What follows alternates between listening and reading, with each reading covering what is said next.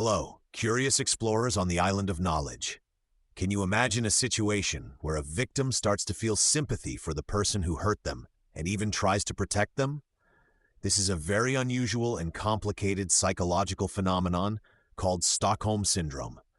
I invite everyone to discover together what science says about this surprising way the human mind tries to protect itself. By the Bay of Phenomena, I met Crab and Toucan.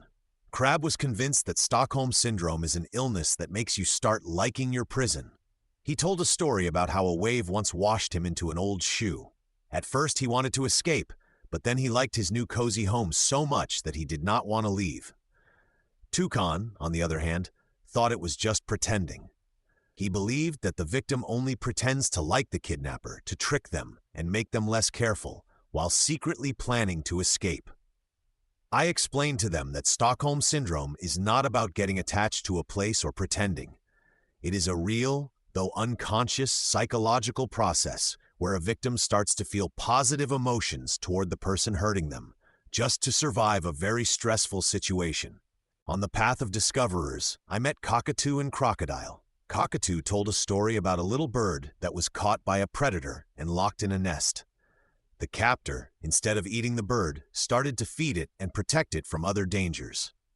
After some time, the bird became so attached to its captor that when it had a chance to escape, it did not use it because it felt safer in captivity. Crocodile added that he heard about a little fish trapped in a small underwater cave by a bigger fish. The bigger fish sometimes shared food with the little one. When other fish tried to free the small fish, it started to defend its captor, being afraid it would not survive without them. I agreed that these were great examples showing how, in extreme situations, dependence on the person hurting you can turn into a kind of emotional bond. By the waterfall of facts, I met Turtle and Butterfly. I decided to check what they knew and asked them about Stockholm Syndrome.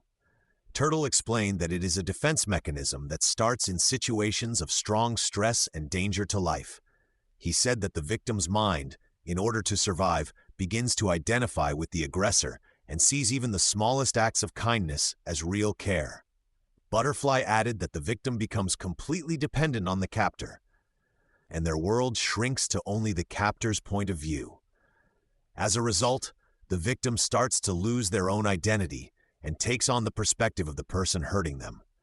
I praised them for their knowledge, summing up that Stockholm Syndrome is a complex psychological reaction to trauma, coming from the instinct to survive. Dear explorers, today we have uncovered one of the most surprising mysteries of the human mind: Stockholm Syndrome. We understand that it is not a sign of weakness, but a powerful, though paradoxical way the mind tries to help victims survive in unimaginably difficult situations. Remember, the human mind is full of such fascinating and complicated phenomena. See you during the next discoveries on the Island of Knowledge.